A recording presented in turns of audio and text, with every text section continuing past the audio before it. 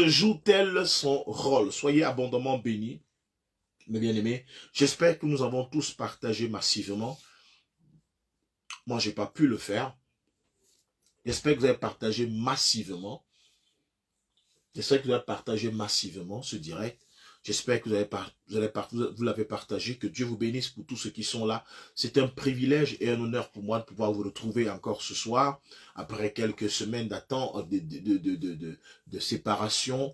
Bien aimé, je n'étais pas, je ne me connectais pas. Mais aujourd'hui, je me suis permis de me connecter afin de pouvoir enseigner. Même si je ne suis pas là, j'enseigne quand même. Je vous exhorte quand même ce soir. Je viens avec une parole. L'église joue-t-elle son rôle? Bien-aimé, pour parler du rôle de l'Église, il s'agira premièrement de le définir afin de mieux comprendre si l'Église continue à jouer aujourd'hui son rôle. Est-ce que nous ne sommes pas dans l'agitation? Est-ce que nous ne sommes pas là juste pour faire de nous des superstars? Est-ce que nous sommes en train de vivre des superstars des réseaux sociaux ou alors des superstars des quartiers, des villes et des pays? On nous voit à travers les médias. Est-ce le rôle de l'Église? L'Église fait-elle des superstars ou l'Église fabrique-t-elle des mastodontes dans le multimédia, des mastodontes dans la communication? Est-ce là notre rôle? Est-ce notre rôle de devenir des médecins des trottoirs, des gens qui disent des bonnes aventures sur les trottoirs, sur les réseaux sociaux, ou alors même dans les chaînes télévision? Est-ce là le rôle de l'Église? Parce que chacun aujourd'hui a une chaîne de télévision, c'est l'idéal aujourd'hui. Chaque église a une chaîne de télévision, mais parfois on se dit, c'est pourquoi faire? Parce que lorsque nous passons le temps à regarder ces chaînes de télévision, nous nous rendons compte que ce qui y est fait, parfois n'a rien à voir avec la mission de l'Église. Ce qui est pratiqué n'a rien à voir avec le devoir ou la mission de l'Église. Est-ce une mauvaise chose pour une Église d'avoir une chaîne de télévision? Je ne pense pas. C'est une très bonne chose parce qu'il faut communiquer. Aujourd'hui, la communication passe par les médias, la communication passe par les réseaux sociaux comme nous le faisons aujourd'hui. Mais l'Église doit jouir, doit profiter de ces médias, de ces canaux de communication afin de véhiculer le message de Christ. Car aujourd'hui, ne vous fiez pas à ce que vous voyez. Bien que nous soyons vivants, nombreux meurent parmi nous et nombreux meurent sans Christ parmi nous. Nombreux meurent sans connaître le Seigneur Jésus. Nombreux meurent sans l'avoir jamais confessé. Nombreux meurent sans l'avoir jamais accepté. Nombreux meurent sans jamais avoir entendu parler de lui. Alléluia. Sans jamais entendu parler de lui. Or, nous sommes là pour parler de Christ. Les gens doivent entendre parler de Christ. Les gens doivent le connaître. Mais les gens ne doivent pas connaître Jésus-Christ comme tu connais la marque Nike ou la marque Coq Sportif. Non, les gens ne doivent pas connaître comme ça, juste comme une étiquette qui peut être accolée quelque part, qui peut être apposée quelque part. Les gens ne doivent pas connaître Jésus-Christ juste comme un nom, comme un vulgaire nom que tout le monde prononce aujourd'hui. Les gens ne doivent pas connaître Jésus-Christ comme un nom qui est récité qui est récité partout et qu'on énonce un peu de partout. Non, mais les gens doivent connaître la personne de Jésus-Christ. Qui est Jésus-Christ? Voilà le rôle de l'Église. Nous commençons premièrement par dire que l'humanité était plongée dans le péché et vouée à la mort. Quand on dit péché, la Bible déclare que le salaire du péché, c'est la mort. Le salaire du péché, c'est la mort. Est-ce que nous sommes encore conscients que le salaire du péché, c'est la mort? Est-ce que l'Église fait encore comprendre aux gens que le salaire du péché, c'est la mort? Est-ce que l'Église fait encore connaître aux hommes que le salaire du péché, c'est la mort? Est-ce que l'Église fait encore comprendre aux hommes qu'après cette vie, il vient une autre vie? Est-ce que l'Église fait encore connaître aux hommes qu'après cette vie, la seule vie qui nous attend, c'est la vie avec le Seigneur ou alors la vie en enfer? Est-ce que l'Église le fait encore savoir aux hommes? L'église n'est-elle pas dans la distraction? L'église n'est-elle pas devenue un grand centre hospitalier où on passe le temps seulement à guérir, à donner des prophéties, à dire Dieu m'a dit ceci, Dieu m'a dit cela, je vois ceci et je vois cela. Tu peux voir, mais si tu ne garantis pas, tu n'aides pas cette personne à sauver son âme, tu es pire que le diable. Parce que tu discrètes la personne. Tu peux voir tous les problèmes dans la vie de quelqu'un, mais si tu n'aides pas cette personne, si ce que tu lui dis ne l'aide pas à se réconcilier avec Dieu, tu ferais mieux de te taire en tant que prophète, en tant qu'évêque, en tant qu'apôtre, en tant que pasteur, car ce n'est pas ton rôle. Les hommes connaissent des problèmes tous les jours, ils connaissent des difficultés tous les jours, mais le véritable problème que l'homme doit résoudre, c'est le problème du salut de son âme. Est-ce que son âme, je veux que tu me partages ce direct, bien aimé, au maximum, Partage-le, partage-moi ce direct au maximum. Partage ce direct au maximum. Je n'ai pas la possibilité de partager, mais je veux que toi, tu le partages. Alléluia. Je serai vraiment pas long ce soir. Je vous dis l'essentiel. Après, je me déconnecte. Je vous dis exactement ce qui m'est venu en esprit. Après, je me déconnecte. L'église est dans la distraction. Est-ce que l'église joue encore son rôle? Église, est-ce que tu joues encore ton rôle? Même quand toi-même tu vas évangéliser, est-ce que tu dis à la personne que son âme est en danger? Est-ce que tu dis à la personne qu'elle a besoin d'accepter Jésus-Christ comme son Seigneur et Sauveur personnel? La condition sine qua non, la condition sans laquelle il ne pourra voir le Seigneur, c'est de pouvoir accepter Jésus. La Bible déclare que Jésus-Christ est le chemin, la vérité et la vie, et que nul ne peut aller au Père sans passer par lui. Voilà le message, la mission de l'Église. Amen. Nous allons prendre nos Bibles dans le livre de Marc. Marc.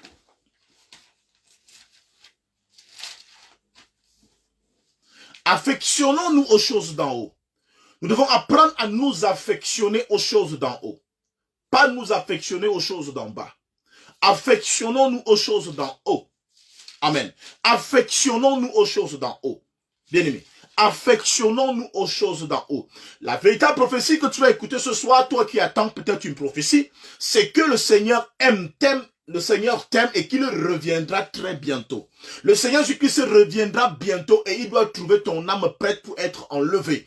Bien-aimé, l'enlèvement est une vérité. L'enlèvement est une réalité. L'enlèvement n'est pas un mensonge. L'enlèvement, bien-aimé, non, n'est pas une légende, n'est pas un mensonge. Mais l'enlèvement est une réalité. Est-ce que tu es prêt pour l'enlèvement? Si Christ revient maintenant, est-ce que tu es sûr que tu seras prêt?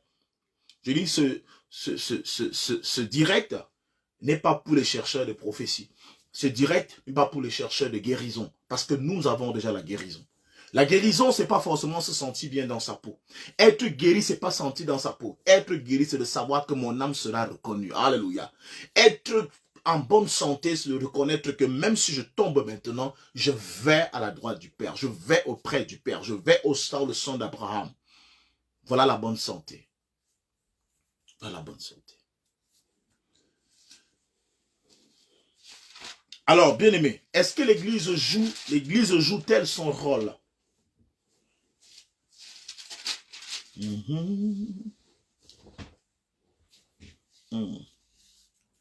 Alléluia. Marc chapitre 7 à partir du verset 14. Il est écrit: Enfin, il apparut aux 11 pendant qu'ils étaient à table et il leur reprocha leur incrédulité et la dureté de leur cœur parce qu'ils n'avaient pas cru ce qu'ils l'avaient vu ressusciter. Puis il leur dit: Allez par tout le monde et prêchez la bonne nouvelle à toute la création. Celui qui croira et qui sera baptisé sera sauvé, mais celui qui ne croira pas ne sera condamné. Voici les miracles qui accompagneront ceux qui auront cru. En mon nom, ils chasseront les démons, ils parleront de nouvelles langues, ils saisiront des serpents. S'ils boivent quelques breuvages mortels, il ne leur fera point de mal. Ils imposeront les mains aux malades et les malades seront guéris. Le Seigneur, après leur avoir parlé, fut enlevé au ciel et il s'assit à la droite de Dieu. Et ils s'en allaient prêcher partout. Le Seigneur travaillait avec eux et confirmait la parole par les miracles qui l'accompagnaient. Et faisait quoi? Et confirmait la parole par les miracles qui l'accompagnaient. Il confirmait la parole par les miracles qui l'accompagnaient. Il confirmait la parole par les miracles qui l'accompagnaient. Amen. Bien-aimés, la Bible nous enseigne ce soir que le Seigneur Jésus, après sa résurrection, apparut à ses disciples. Il commence premièrement par leur faire un reproche. Il dit: vous êtes incrédules. Vous ne croyez pas en ma résurrection. Et pourtant, j'étais avec vous. Je vous ai parlé de ma résurrection. Je vous ai dit que je reviendrai. Je vous ai dit que je connaîtrai la mort pour un temps. Parce que je dois résoudre un problème. Je connaîtrai la mort pour un temps parce que je dois résoudre un problème. Mais vous n'avez pas cru en ma résurrection. Mais qu'à cela ne tienne. Qu'à cela ne tienne.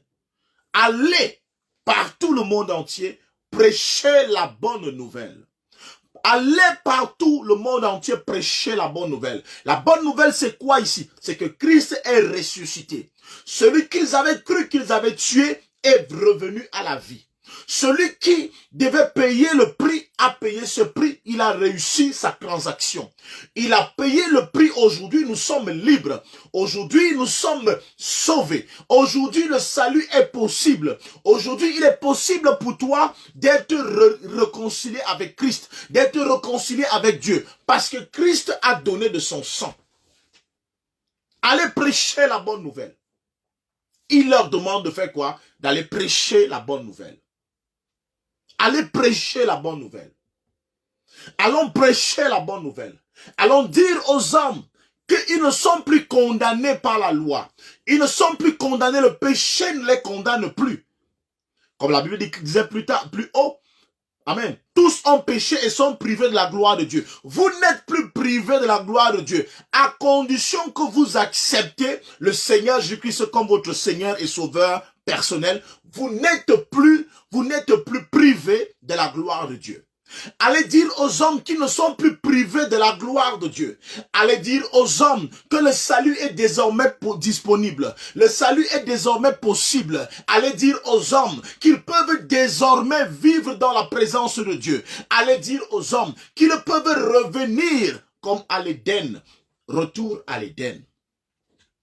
Là où il n'y avait pas de péché. Avant que le péché ne soit. Avant que le péché ne fût. Dites-leur, c'est encore possible aujourd'hui de pouvoir retourner à Jésus, de pouvoir retourner à Dieu. Voilà la mission de l'Église.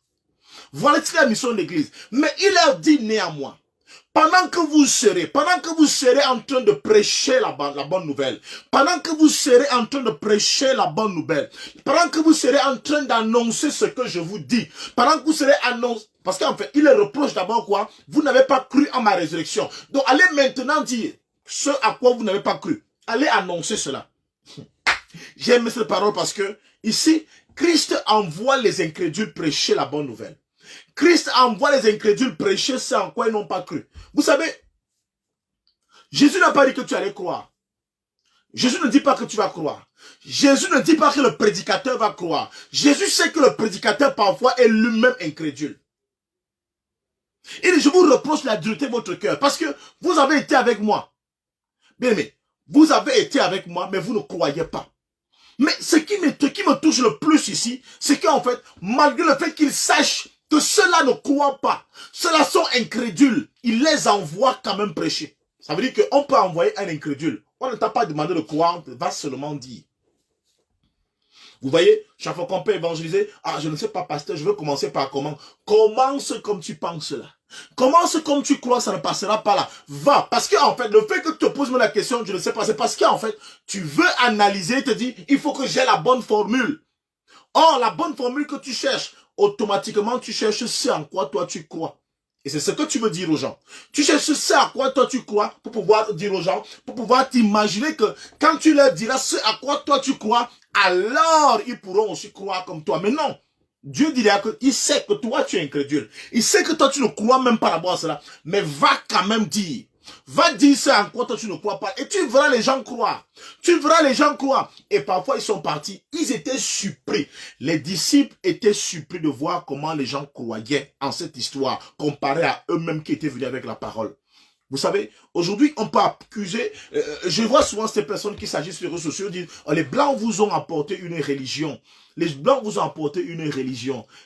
Maintenant, vous la pratiquez plus que. Vous ont apporté un Dieu, vous ont apporté la Bible. Maintenant, vous prétendez la lire mieux que. Bien, mais c'est pas nouveau. C'est pas nouveau ça. C'est pas nouveau. Il n'est pas dit qu'ils ont apporté une parole à laquelle ils croyaient eux-mêmes. Il n'est pas dit qu'ils ont apporté quelque chose, un message auquel ils croyaient eux-mêmes. Voici un exemple ici. Ce que Christ envoie envoie, ils sont d'abord traités d'incrédules. Ils sont blâmés pour leur incrédulité. Ça ne veut pas dire qu'après avoir été blâmés, ils ont cru. Non.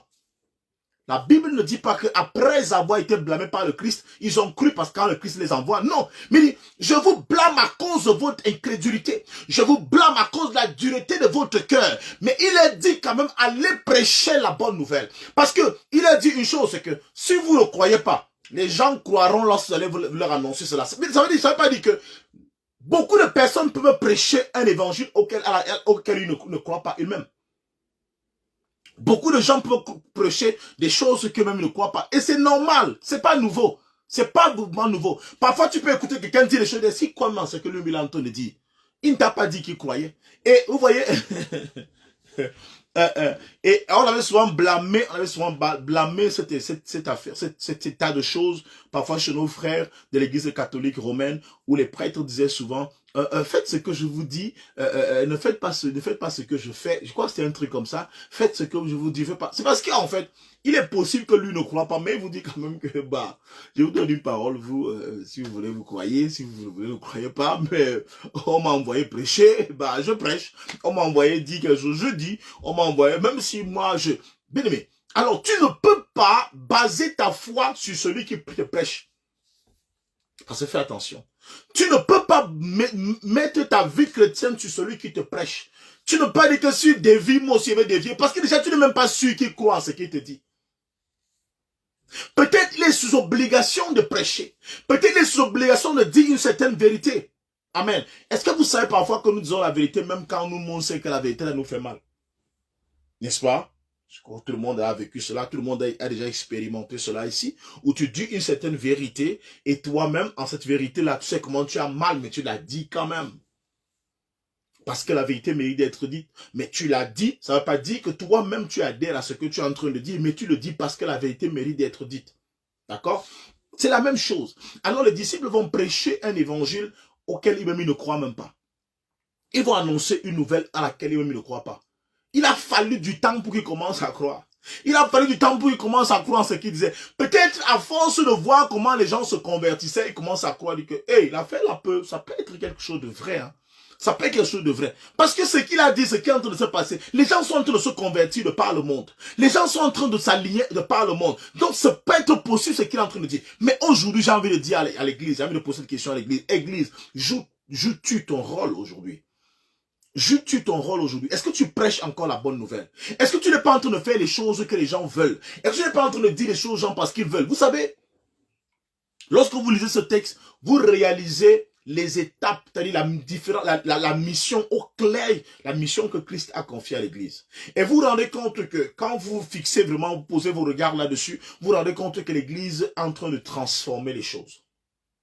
Je disais encore hier à quelqu'un, l'Église est en train de transformer les choses. Écoutez très bien ce texte. Le texte dit ceci. Il dit, puis il leur dit, allez par tout le monde entier, par tout le monde, et prêchez la bonne nouvelle à toute la création. Prêchez la bonne nouvelle. Ça, c'est la première mission. Prêchez, allez par tout le monde, prêchez la bonne nouvelle à toute la création. Et la bonne nouvelle, elle est un peu plus haute. Elle est un peu plus haut. La bonne nouvelle, c'est que quoi? C'est qu'il est ressuscité. D'accord? Et nous connaissons tous ce qu'impliquait cette résurrection. Ce que signifiait cette résurrection. Il dit, allez leur dire désormais que cela est possible. Allez leur dire que celui qu'ils avaient enterré est mort et ressuscité. Allez leur dire que ce qui leur avait été annoncé s'est accompli. Allez leur dire cela. Amen. Alors, il continue verset 16, maintenant il dit, celui qui croira et qui sera baptisé sera sauvé. C'est celui qui va croire et qui sera baptisé qui sera sauvé. C'est celui qui va croire qui sera baptisé qui sera sauvé. Amen. Si tu crois et si tu es baptisé, alors tu es sauvé. Amen. Il n'a pas dit que celui qui sera baptisé sera sauvé, il dit celui qui va croire. Mais pour croire, il faut croire en quoi? Parce que vous voyez encore que, il faut croire, ils doivent croire en quelque chose. Ils doivent croire à la chose à laquelle les disciples n'ont pas cru. Ils doivent croire au discours auquel les disciples n'ont pas cru. Les disciples n'ont pas cru en sa résurrection. Alors celui qui ne croira pas en sa résurrection ne sera pas sauvé. Tu ne peux pas aller te faire baptiser alors que tu ne crois pas à la résurrection de Jésus. Il faut d'abord croire Vous allez vous rendre compte qu'il y a beaucoup de choses. C'est la raison première pour laquelle on ne baptise pas les enfants. Parce qu'un enfant ne peut pas croire. Un enfant ne peut pas croire. C'est-à-dire que rationnellement, l'enfant croit à tout. Sans pouvoir distinguer ce qui est bien, ce qui est, il croit à tout. Parce que les parents ont dit oui, il croit.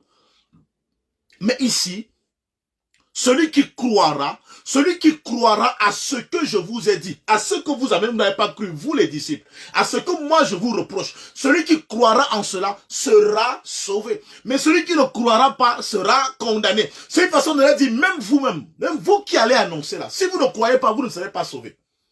Vous avez marché avec moi, mais si vous ne croyez pas, vous ne serez pas sauvés vous-même. Le fait de prêcher ne te garantit pas du salut. La prédication ne garantit pas le prédicateur du salut. Alléluia. Seule la croyance, le fait de croire en la prédication, en ce qui est annoncé, c'est ça qui te garantit le salut. Alors, cher prédicateur, si toi-même tu ne crois pas en ce que toi tu annonces, tu ne seras pas sauvé. Mais certains seront sauvés après avoir écouté ta prédication. C'est pour ça que l'apôtre Paul dit, je crains, je cours, parce que je ne voudrais pas, après avoir bataillé, après avoir gagné les âmes, après avoir prêché, que moi-même je sois resté, que moi-même je sois abandonné, que moi-même je sois condamné. Nombreux seront condamnés après avoir prêché eux-mêmes l'évangile. Nombreux seront condamnés après avoir eux-mêmes annoncé la résurrection, la mort et la résurrection de Christ. Pourquoi? Parce qu'ils n'auront pas cru. Amen. On continue, n'est-ce pas? On est dans l'étude biblique. Hein? C'est l'étude biblique. Vraiment, c'est pas une prédication, c'est vraiment l'étude biblique. On essaye de lire et de pouvoir expliquer afin que chacun comprenne. C'est vraiment du basique. Alors, celui qui croira et qui sera baptisé sera sauvé. Mais celui qui ne croira pas, vous voyez donc que c'est la croyance, c'est croire qui est la base. Ce n'est même pas le baptême parce qu'à la fin, il dit, celui qui ne croira pas ne sera pas sauvé. Ça veut dire que quelqu'un pourra se faire baptiser, mais il ne sera pas sauvé.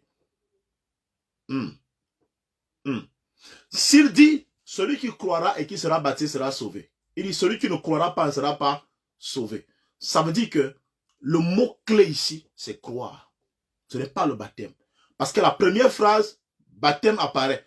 Et à la fin, pour parler de la condamnation, baptême n'apparaît plus. Ça veut dire que le mot le plus important, selon le Seigneur, c'est croire d'abord. Est-ce que tu as cru? Est-ce que tu as cru? Mais pour croire, il faut que quelqu'un te l'annonce. Pour croire, il faut que quelqu'un t'en parle. Et nombreux n'ont donc pas cru. Parce qu'aujourd'hui, l'Église ne parle pas de cela. Lorsque nous nous rassemblons, quel est le message que nous annonçons? Lorsque nous nous retrouvons, nous parlons de quoi? L'Église parle de quoi aujourd'hui? L'Église est plutôt dans la gesticulation. L'Église aujourd'hui dans l'agitement. Est-ce que nous parlons, bien aimé, combien de personnes sont condamnées à la mort, à l'enfer chaque jour et qui auraient eu l'occasion, l'opportunité de pouvoir croire à la mort et à la résurrection de Christ? Combien? Mais l'Église ne leur a pas donné l'opportunité de pouvoir croire. Église, nous allons beaucoup payer. Nous allons payer à la fin. Parce que nous avons eu l'opportunité de rassembler les gens afin de pouvoir écouter cette bonne nouvelle. Mais on ne leur a jamais donné l'occasion d'écouter cette bonne nouvelle. Mais chaque fois qu'on s'est retrouvé, c'est prophétie. Chaque fois qu'on s'est retrouvé, c'est guérison. Or, je n'ai pas dit, la guérison n'est pas de Dieu, mais il faut savoir faire la part des choses. Il faut respecter la nomenclature. Il envoie les disciples prêcher la bonne nouvelle. Il leur dit maintenant à la fin, voici les miracles qui accompagneront ceux qui auront cru. En fait, le français est tellement clair dans cette phrase. Il dit, voici les miracles qui accompagneront ceux qui auront cru. Il ne dit pas que voici les miracles qui vous accompagneront. Il dit, mais qui accompagneront quoi? Ceux qui auront cru. C'est-à-dire, il faut d'abord croire et le miracle vient après. Or, pour croire, il faut d'abord la prédication. Donc, ça veut dire quoi? Il faut d'abord la prédication. Et après la prédication, les gens vont croire en ce qui sera prêché. Et après, cela leur sera démontré A plus B que ce qu'ils ont entendu vient véritablement de Dieu. Et c'est là où les guérisons vont se produire. Mais maintenant, nous marchons dans le sens contraire des aiguilles. L'aiguille de notre montre tourne dans le sens contraire. On commence plutôt par les guérisons pour aller espérer dire que, ok, s'il est guéri, je crois qu'il va croire. Non. Mais ce qui vous a donné, qui vous a donné cette démarche-là? Qui vous a donné cette démarche? Qui vous a dit que les choses devaient se passer de la sorte? Pourquoi voulez-vous refaire la roue? Pourquoi voulez-vous refaire le monde? Pourquoi voulez-vous refaire la mission qu'on vous a confiée? La mission a été claire. Allez prêcher. Mais si pendant qu'au moment où vous allez prêcher, si vous rencontrez quelques malades, guérissez-les. C'est-à-dire que pendant que vous serez en train de prêcher, pendant que vous serez en train d'annoncer la bonne nouvelle, s'il arrive que parmi vous, il y ait parmi vous des malades, il y ait parmi vous des gens qui souffrent, il y ait parmi vous des possédés, il y ait parmi vous des gens qui sont bloqués, vous allez les débloquer au nom de Jésus. Mais aujourd'hui, on commence plutôt les programmes par débloquer les gens, par vouloir débloquer les gens, par vouloir prier sur les gens, par vouloir prophétiser sur les gens, par vouloir déclarer les choses sur les gens. Amen. Ce n'est pas ça l'ordre établi. Ce n'est pas ça l'ordre établi. L'ordre des choses voudrait qu'on aille prêcher la bonne nouvelle. Et si on rencontre les gens qui sont malades, on les guérit. C'est-à-dire que pendant qu'on... C'est pour ça que, écoutez, on va continuer de lire. On va continuer de lire. Il dit, voici les miracles qui accompagneront ceux qui auront cru. En mon nom, ils chasseront les démons. Ils parleront de nouvelles langues. Ils saisiront des serpents. Waouh. Vous savez, ce texte me donne beaucoup d'enseignements. Beaucoup d'enseignements. Vous voyez, il y a des gens dans les églises qui font tout pour parler en langue. Ils font tout pour parler en langue. Or, c'est prévu que vous parlez en langue, mais à une condition, que vous ayez cru. C'est pas parce que tu pries que tu vas parler en langue. C'est pas parce que tu jeûnes que tu vas parler en langue. Amen. Le parler en langue est la résultante de quelque chose. C'est le fruit de la croyance. C'est le fruit, c'est parce que tu as cru en ce que tu as entendu. Automatiquement, cela va te pousser. Pourquoi? Parce que tu parles en langue parce que tu dois transmettre ce message même à d'autres personnes, à d'autres peuples. Tu ne parles pas en langue pour toi. Tu parles en langue parce que ce message doit être transmis. Souvenez-vous le jour de la Pentecôte, ceux qui parlent à l'intérieur, ceux qui parlent en langue à la chambre haute, bien aimé, leur langue est interprétée par ceux qui sont à l'extérieur. Oh, c'était le but. Le but n'était pas le fait de parler un langage bizarre. Le but était que ceux qui sont à l'extérieur disent que, ah oui, ils adorent le même Dieu que nous. C'est pas du rakababa chebro, yalabakara, santa, lababa, cheke, non, pour faire peur aux gens. Non, c'est pas ça. Et il fallait que ceux qui étaient à l'extérieur soient capables de dire, oh, pourquoi entendons-nous ceux qui sont allés à l'intérieur parler en même langue que nous, glorifiant, honorant Dieu, adorant Dieu dans la même langue que nous? Pourquoi les entendons-nous? Ah oui, c'était ça. Dieu avait atteint son objectif. Mais toi, tu veux parler en langue aujourd'hui. Pourquoi? Ça veut dire que ceux-là, ils avaient premièrement cru. Il faut que tu crois d'abord. Il faut que tu crois d'abord. Et tu ne peux pas. C'est pour ça que dans une église où les gens ne parlent pas en langue, on ne doit pas accuser celui qui ne parle pas en langue. On doit accuser le prédicateur. On doit accuser celui qui tient l'église. Parce que c'est celui qui se doit. C'est lui qui se doit de leur enseigner la parole. Amen. Il doit enseigner la parole. Mais maintenant, ceux qui écoutent doivent aussi croire. Parce que parfois, le serviteur peut aussi enseigner, peut aussi prêcher la bonne nouvelle. Mais ceux qui l'écoutent ne comprennent absolument rien. Ou alors ne croient pas encore. Parce que croire encore est grâce. Croire encore est un don. Amen. Croire encore, c'est un cadeau de Dieu. C'est Dieu, c'est lui qui ouvre notre cœur et nous commençons à comprendre des choses qui nous étaient étranges. Donc, vous voyez donc que, à un moment donné, tout cela est lié. Tout cela est lié. Alors, bien aimé, je continue. Ils saisiront des serpents parce qu'ils ont cru. S'ils boivent quelques breuvages mortels, il ne leur fera point de mal. Pourquoi? Parce qu'ils ont cru. Ils imposeront les mains aux malades. Ceux qui ont cru. Parce que, regardez, ils imposeront les mains aux malades. Il n'a pas commencé par vous imposerez les mains aux malades et prêcher la bonne nouvelle. Non. Il dit, vous allez d'abord prêcher la bonne nouvelle. Et quand, pendant que vous allez prêcher la bonne nouvelle, vous allez vous retrouver en train d'imposer les mains aux malades. Est-ce que c'est ce que l'église fait aujourd'hui? Combien sont ceux qui prêchent la bonne nouvelle? Combien aujourd'hui sont ceux qui prêchent? Combien sont aujourd'hui ceux qui prêchent la bonne nouvelle? Avez-vous encore le souci que les gens soient sauvés? Avez-vous encore ce fardeau-là, que les âmes soient sauvées? Combien de personnes prêchent aujourd'hui? Tout le monde prophétise. Tout le monde chasse les démons. On connaît plus les noms des démons qu'on ne connaît les attributs du nom de Jésus-Christ. On connaît plus nos problèmes qu'on ne connaît ce que Christ est, ce que Dieu est pour nous. On connaît plus nos difficultés et on cherche à les résoudre. L'église n'est pas là pour résoudre les problèmes des hommes. L'église est là pour résoudre un problème, le problème du péché de l'homme. Parce que, disons-le, on ne va pas se mentir, le problème est arrivé parce que quand le péché s'est installé, vrai ou faux, c'est là où le problème est arrivé. Les problèmes sont nés le jour où le péché s'est installé. Avant le péché, l'homme n'avait pas ces problèmes. Avant le péché, l'homme n'avait pas de blocages. Avant le péché, l'homme ne souffrait pas. Donc, on ne peut donc pas aujourd'hui mettre notre, c'est-à-dire que tout notre sacerdoce seulement dans la chasse des démons. On ne peut pas mettre tout notre sacerdoce seulement dans le prophétique. Non. Encore, il faut voir ce que c'est que le prophétique. On ne peut pas remettre tout notre sacerdoce dans les prédications de recevoir. Non, il faut qu'on dise à l'homme, si tu ne reçois pas, c'est parce qu'il y a eu ceci dans ta vie. Il y a eu un péché qui te bloque. Il y a le péché qui te bloque. Il y a le péché qui bloque. Il y a le péché qui empêche à ce que la grâce de Dieu descende dans ta vie. Il y a le péché qui empêche à ce que tu puisses voir la gloire de Dieu dans ta vie. Alors, cherche à résoudre ce problème et tu verras la gloire de Dieu. Tous sont privés de la gloire de Dieu. Tous ont péché et sont privés de la gloire de Dieu. Mais si tu crois aujourd'hui, tu verras à nouveau la gloire de Dieu. Voilà toi le message. Ça, c'est le message de l'Église. Amen. Alors, écoutez ceci. Verset 19. Le Seigneur, après leur avoir parlé, fut enlevé au ciel et il s'assit à la droite de Dieu. Et il s'en allait prêcher partout. Il s'en allait faire quoi? Prêcher partout. Ils sont partis prêcher partout. Le Seigneur travaillait avec eux pendant qu'ils prêchaient partout. Pendant qu'ils allaient prêcher, le Seigneur travaillait avec eux. Et on met une virgule.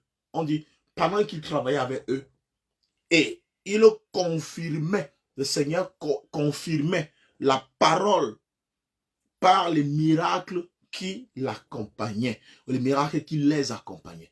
Il confirmait ce que vous avez entendu. Donc, pour que le miracle se passe, pour que le miracle se fasse, il faut d'abord qu'il y ait au préalable eu la parole. C'est quoi ces miracles que nous voulons faire avant de prêcher? C'est quoi ces miracles que nous voulons voir se réaliser sans que nous le prêchions la bonne nouvelle aux gens? Dieu veut confirmer le message que vous avez donné. Dieu veut confirmer le message que nous avons apporté. Après cela, bien-aimé, il va faire des miracles. Parce que lui veut confirmer. Il veut qu'il croie que ce que vous avez entendu là, c'est vraiment moi qui les ai envoyés. Mais il ne veut pas qu'on se présente comme des guérisseurs d'abord. Oh, nous on aime se présenter comme des guérisseurs. On aime se présenter comme ceux qui guérissent. On aime se présenter comme ceux qui ont les solutions comme au bout d'une baguette magique. On aime se présenter comme ceux qui accordent les visas, comme ceux qui donnent les mariages. Non, c'est pas ça. Le mariage venait après la prédication. Le mariage venait après avoir écouté la bonne nouvelle. Le mariage venait après avoir écouté la parole de Dieu. Mais aujourd'hui, on met la parole de Dieu derrière, on parle d'abord du mariage. Aujourd'hui, on met la parole de Dieu derrière, mais on parle d'abord du travail. Aujourd'hui, on met la parole de Dieu derrière, mais on parle d'abord de l'enfantement. Aujourd'hui, on met la parole de Dieu derrière, mais on parle d'abord de la réussite et du succès. Il n'y a pas de réussite sans la parole de Dieu. Il n'y a pas d'enfant de Dieu, il n'y a pas d'enfant sans la parole de Dieu. Parce que l'enfant est le fruit de la parole. L'enfant est le fruit de la parole. Sans parole, il n'y a pas d'enfant. Sans parole, rien n'existe. Depuis la Genèse, tout s'est fait après la parole. Depuis la Genèse, tout s'est fait après la parole. La Bible déclare que l'Éternel Dieu déclara que la lumière soit et la lumière fut. La lumière ne fut pas avant que l'Éternel ne déclare que la lumière soit. Ça veut dire que la lumière ne peut pas être sans la parole. Tu ne peux pas avoir ce que tu espères là sans la parole. Tu ne peux pas expérimenter ce que tu veux expérimenter là sans la parole. Ce peuple ne peut pas vivre le miraculeux avec Dieu s'il n'a pas la parole. Ce peuple ne peut pas vivre la présence de Dieu s'il n'a pas la parole. Ce peuple ne peut pas vivre la puissance de Dieu s'il n'a pas la parole. Dis à quelqu'un ce soir, j'ai besoin de la parole. Écris avec moi en commentaire, j'ai besoin de la parole. La parole est ce dont tu as besoin. Dis à quelqu'un ce soir, j'ai besoin de la parole. J'ai besoin de la parole. Dis à quelqu'un ce soir, pasteur, prêche-moi la parole. Dis à quelqu'un ce soir, pasteur, prêche-moi la parole. Écris, pasteur, prêche-moi la parole. Pasteur, donne-moi l'évangile. Pasteur, parle-moi de la bonne nouvelle. Parle-moi de la bonne nouvelle. Mais je détiens la Jésus-mycine. Je détiens ce comprimé qui va te guérir. Je détiens ce comprimé qui va te libérer. Je détiens ce comprimé qui va te délivrer. Ce comprimé ce soir, c'est Jésus. Si tu crois en ce comprimé ce soir, tu reçois et tu es guéri au nom puissant de Jésus. Il confirmait les paroles, il confirmait leur prédication, pas des miracles. Ce n'est pas la parole qui était confirmée. Ou alors c'était pas le contraire. Il confirmait leur parole, pas des miracles. Non, mais on a comme l'impression que pour que les gens croient en notre Dieu, on doit faire le miracle. Ils ne vont jamais croire comme ça. On a comme l'impression, pour que les gens croient en notre Dieu, bien aimé, ça c'est la ruse de l'ennemi qui veut nous sortir de notre véritable mission. Et on croira qu'on sert toujours le Seigneur alors qu'on est en train de servir à l'intérêt du monde. On va croire qu'on sert le Seigneur alors qu'on sert les intérêts du monde. On sert les intérêts des hommes. Dieu ne nous a pas envoyé faire des miracles. Et il nous a envoyé d'abord prêcher la bonne nouvelle. Et pendant que nous serons en train de prêcher la bonne nouvelle, les miracles vont s'accomplir. On ne nous envoie pas prêcher. On ne nous envoie pas faire les miracles. On ne nous envoie pas guérir les gens. On ne nous envoie pas le faire. Non. Ça vient en second. Ce sont des friandises. Ce sont des friandises. Ce sont des bonbons qui accompagnent ceux qui travaillent pour le Seigneur. C'est des chewing-gums, c'est des amuse-gueules. Les miracles sont des amuse-gueules. Comme pour dire, est-ce que tu as vu? Prends cette cerise, la cerise sur le gâteau. Et vous voyez aujourd'hui, les gens vont dire, non, parce qu'on a aussi besoin de, vous avez aussi besoin de ça. Je ne suis pas là à regarder ce dont vous avez besoin. Je regarde d'abord ce dont mon père a besoin. Qu'est-ce que mon père veut? Qu'est-ce que mon père veut? Je posais la question à quelqu'un hier et la personne était sûrement dérangée par le fait que je disais, il dit, en quoi? N'oubliez pas une chose, c'est que Dieu nous a libérés afin qu'on aille le servir. C'est la première des choses. Dieu nous a libérés afin qu'on aille le servir. En quoi le fait que tu guérisses sert le Seigneur? En quoi le fait que tu aies un enfant sert le Seigneur? En quoi le fait que tu aies un mariage sert le Seigneur? Amen. Pourquoi? Parce que servir le Seigneur, c'est accomplir sa volonté. Or, la volonté de Dieu, c'est que tous les peuples soient sauvés et parviennent à la connaissance de la vérité. En quoi le fait que tu accouches, en quoi le fait que tu enfantes, que tu portes un enfant, que tu aies un emploi, bien-aimé, en quoi est-ce que le Seigneur gagne ton âme? Combien de personnes enfantent mais ne croient pas? Combien de personnes travaillent mais ne croient pas en Jésus? Combien de personnes ont des entreprises florissantes mais ne connaissent pas le Seigneur Jésus? En quoi? Vous savez que on ne peut pas dire, pasteur, il faut donc que les gens guérissent. Non, ce n'est pas ça le problème. C'est pas ça. Et nous sommes en train d'être discrets. L'Église est en train d'être discrète par ces choses-là. Si tu ne fais pas de miracles aujourd'hui, on ne te considère pas. Bien aimé, ce n'est pas le problème. Tu n'as pas à prouver aux gens que tu es du Seigneur parce que tu fais le miracle. Non, tu n'as pas à prouver cela aux gens. Tu n'as pas à vouloir attirer le maximum de personnes à toi en disant, venez, je vais vous guérir ce jour. Campagne de guérison. Il n'y a pas de campagne de guérison. La campagne de guérison est faite par les médecins, par les hôpitaux. Nous ne sommes pas un hôpital. Nous ne sommes pas un hôpital, mais on peut faire ce que l'hôpital fait. Mais au nom du Seigneur. Il faut qu'il y ait cette nuance. Nous ne sommes pas un hôpital, mais on peut faire ce que l'hôpital fait. Au nom du Seigneur. C'est-à-dire qu'après avoir prêché la bonne nouvelle, on est capable de faire la même chose que l'hôpital fait et plus que l'hôpital. Mais on ne peut pas mettre cela en avant. On ne peut pas mettre cela en avant. On ne peut pas mettre cela au devant de la scène, bien-aimée. Église, tu es en train de t'égarer.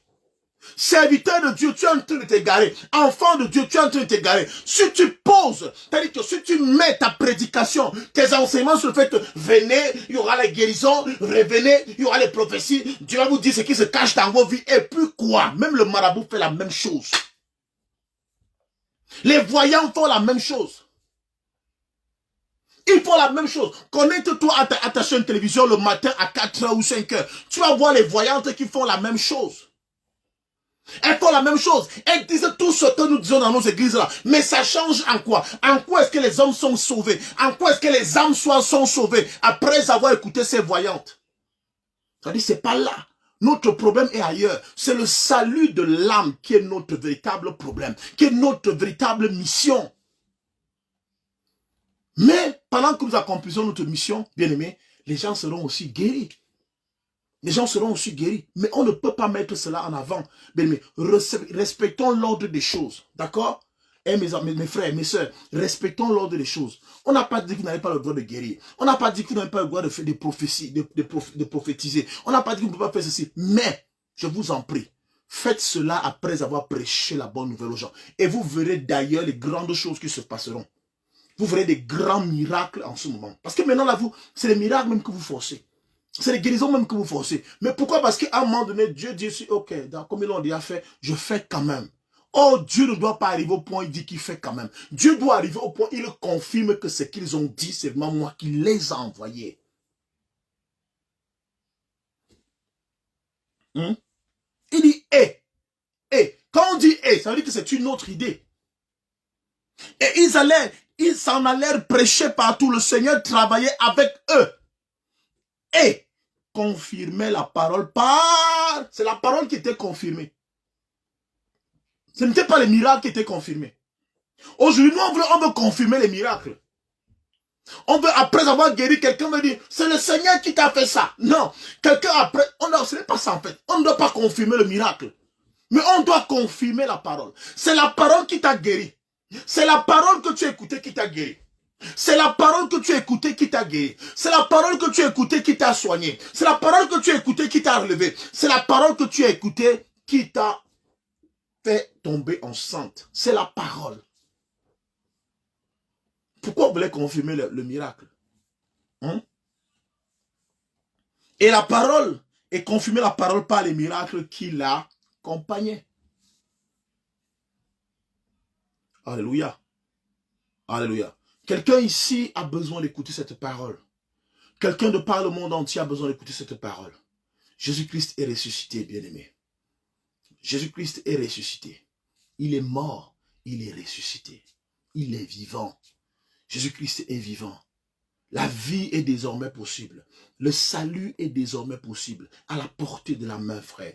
Le salut est désormais possible. Tu peux maintenant être sauvé. Il suffit de croire en lui. Il suffit de l'accepter comme ton Seigneur et ton sauveur personnel. Il suffit de l'accepter comme ton Seigneur et ton sauveur personnel. Il suffit de croire. Je crois que Jésus-Christ est né de la Vierge Marie. Oui, je crois qu'il a souffert sous Ponce Pilate. Oui, je crois qu'il a été crucifié sur la croix. Je crois qu'il est mort, il a été enseveli. Oui, je crois qu'au troisième jour, il est ressuscité. Oui, je crois qu'après avoir parlé à ses disciples, il est monté vivant dans le ciel. Je crois qu'il est assis aujourd'hui à la gloire de Dieu le Père. Je crois qu'il reviendra chercher les vivants. Je crois qu'il les jugera. Tu dois croire en tout ça. C'est tout ça, vous voyez que l'on sait. C'est autant de choses auxquelles tu dois croire. Tu dois croire en cela. Alors tu seras sauvé. Est-ce qu'il y a quelqu'un ici qui croit? Est-ce qu'il y a quelqu'un ici qui va accepter le Seigneur Jésus-Christ comme son Seigneur et son Sauveur personnel? Est-ce qu'il y a quelqu'un ici qui veut dire, Seigneur, me voici. Seigneur, je crois en ta parole. Seigneur, je crois en toi. Est-ce qu'il y a quelqu'un qui veut dire, Seigneur, je crois en toi. Seigneur, je me libère. Seigneur, je crois en toi. Seigneur, je crois en toi. Seigneur, je crois en toi. Seigneur, je crois en toi. Je crois en ta mort, je crois en ta résurrection. Est-ce qu'il y a quelqu'un qui dit ici, Seigneur, je crois en ta mort et ta résurrection. Seigneur, je crois en ta mort et ta résurrection. Jésus-Christ, je crois en ta mort et à ta résurrection. Est-ce qu'il y a quelqu'un ici qui peut le dire? Est-ce qu'il y a quelqu'un qui peut le dire ici en commentaire? Est-ce que quelqu'un peut dire ici, je crois en la mort et à la résurrection du Seigneur Jésus-Christ. Je crois en sa mort. Je crois en sa naissance. Je crois en sa mort. Je crois en sa souffrance. Je crois en sa mort. Je crois en sa mort. Je crois en sa souffrance. Je crois en sa résurrection. Est-ce qu'il y a quelqu'un ici qui le dit? Je ne vois pas vos commentaires. Excusez-moi, vraiment, je n'ai pas la main sur vos commentaires, donc je ne les vois pas. S'il y a quelqu'un qui veut ici que nous prions pour lui parce qu'il veut servir le Seigneur, parce qu'il croit au Seigneur Jésus-Christ, on va élever la voix pour toi. S'il y a quelqu'un ici, ceux qui s'occupent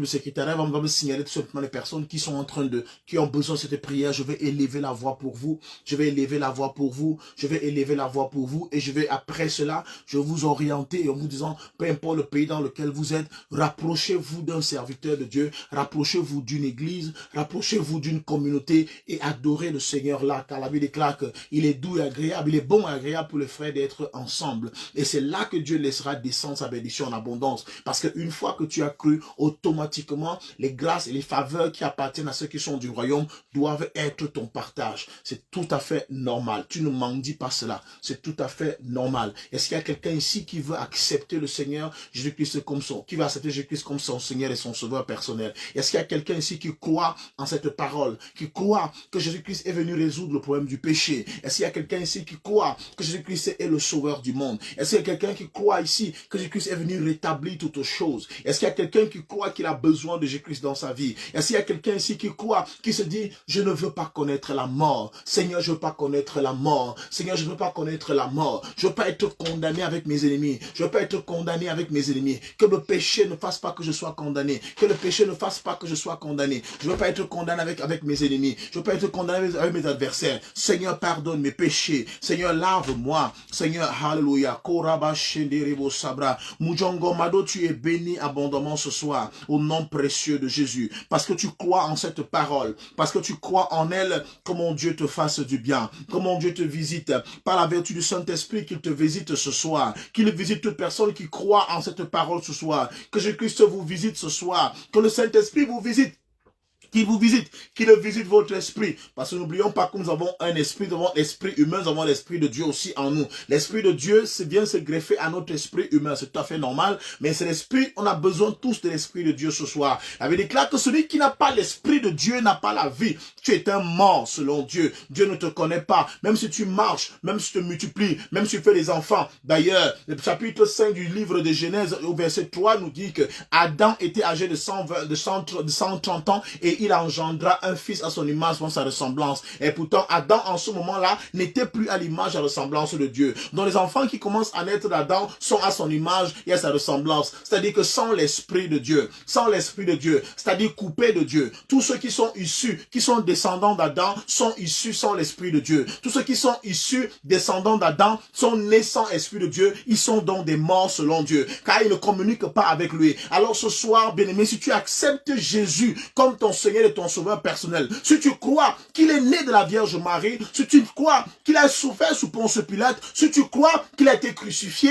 si tu crois qu'il est mort, si tu crois qu'il est ressuscité, si tu crois que Dieu l'a enlevé et que Dieu l'a fait asseoir à sa droite, bien-aimé, tu seras sauvé. Et tu recevras encore cet esprit et tu naîtras donc de nouveau. C'est là où on parle de la nouvelle naissance. Parce que l'homme était né une fois, l'homme est mort. Et maintenant, l'homme doit renaître afin de pouvoir retrouver encore l'image qu'il avait du Dieu invisible. Afin qu'il reçoive encore, afin qu'il redevienne à nouveau l'image visible du Dieu invisible. Car c'est à cela que nous avions été appelés. La Bible déclare, au livre de Genèse chapitre 1, au verset 26, faisons maintenant l'homme à notre image et selon notre ressemblance. Ça veut dire que nous sommes l'image visible du Dieu invisible. Lorsque tu me vois, tu as vu Dieu que tu n'as jamais vu. Lorsque je te vois, je sais que j'ai vu Dieu. Lorsque je vois ma soeur qui est ici, lorsque je vois mon frère qui est ici, je sais que j'ai vu Dieu. Si quelqu'un veut voir Dieu, il faut qu'il te voie. Mais il faut qu'il te voie. Il voit un homme qui a l'esprit de Dieu. Il faut qu'il voit un homme qui est vivant selon Dieu.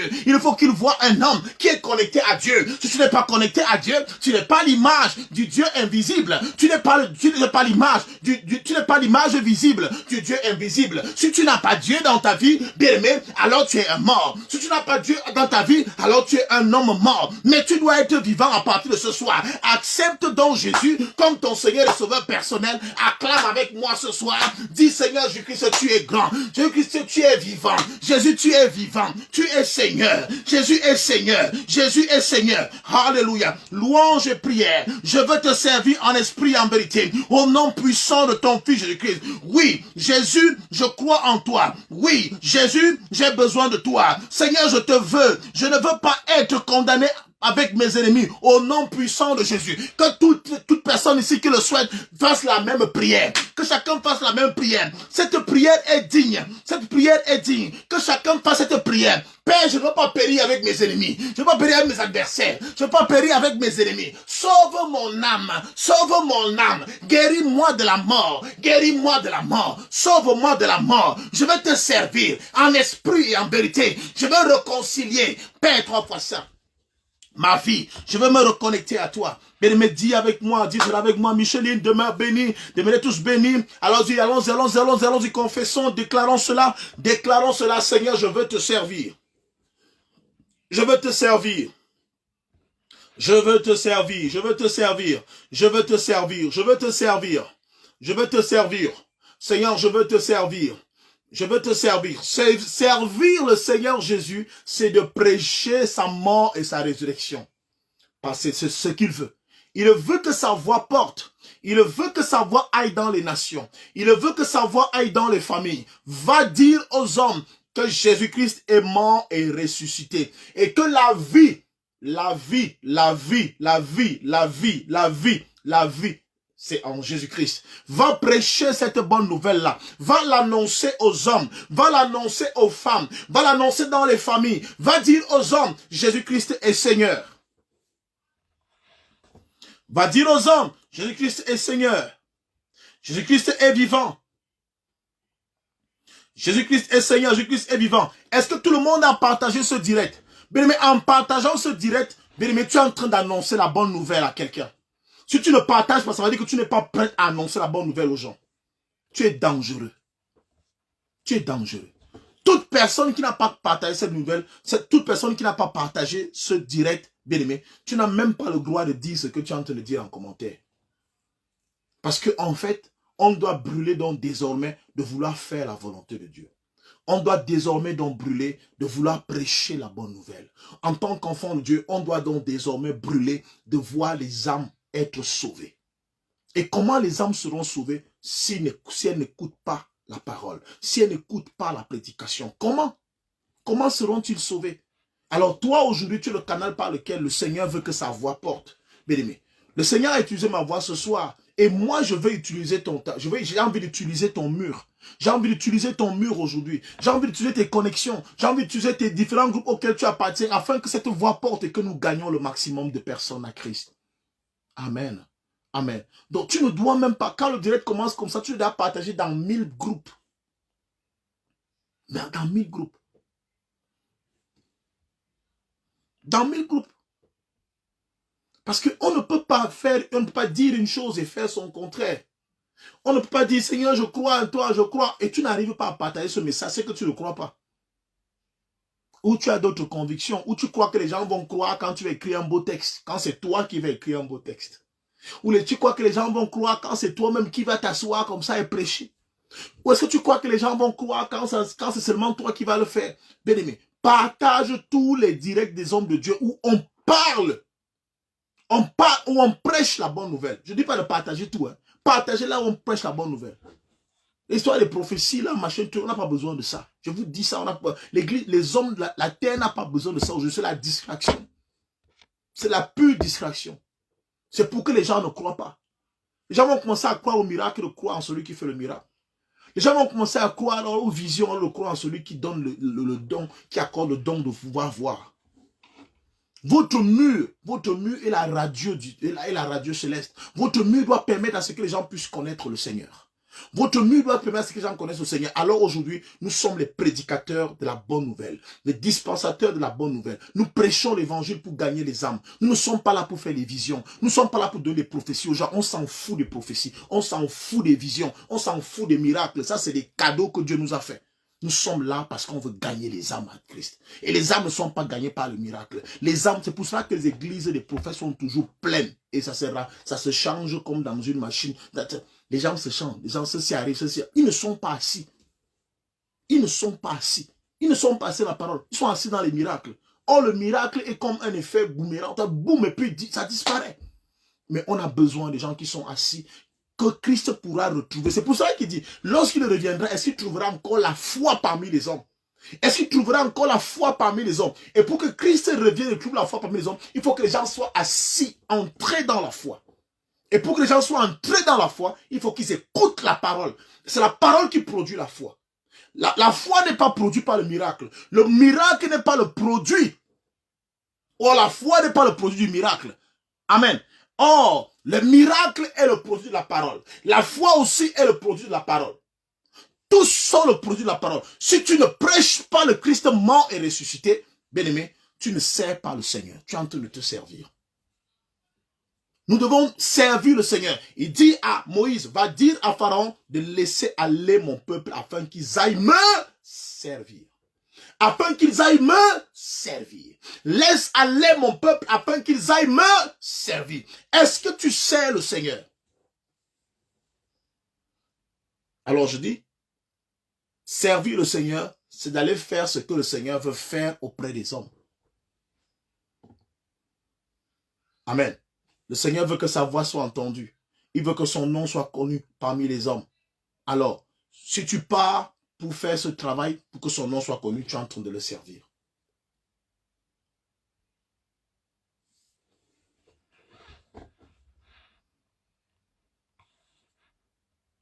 Si tu pars faire ce travail-là, tu es en train de le servir. Comment est-ce que nous servons nos parents? Lorsque nos parents ont besoin de quelque chose, on part, on prend et on lui donne. N'est-ce pas? Quand ton père ou ta mère a besoin de quelque chose, tu vas, tu prends et tu lui donnes. Tu es en train de le servir. Servir implique une action. On va, on prend et on apporte à la personne. On est en train de servir la personne.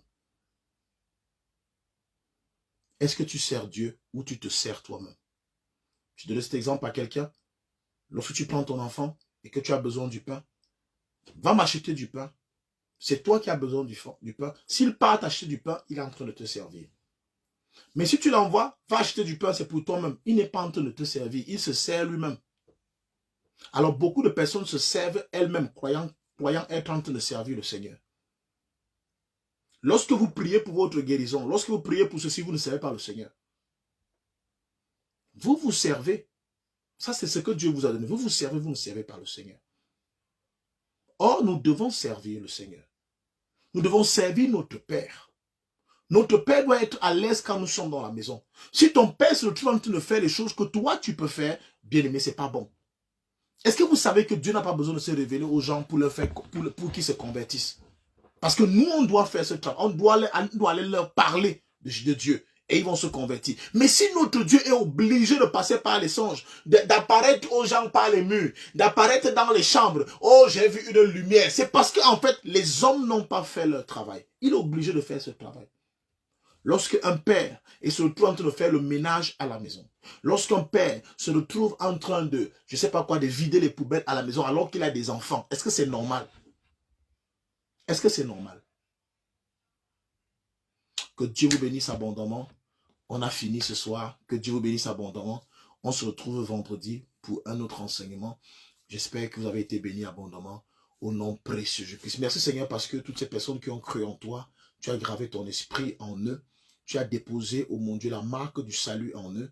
Je proclame, ô mon Dieu, mon roi éternel, une nouvelle naissance. Je programme une nouvelle vie. Je programme un nouveau départ, éternel du puissant Seigneur. Je déclare qu'ils ne sont plus condamnés. Ils ne sont plus sur la loi, mais ils sont sauvés au nom de Jésus-Christ. Amen.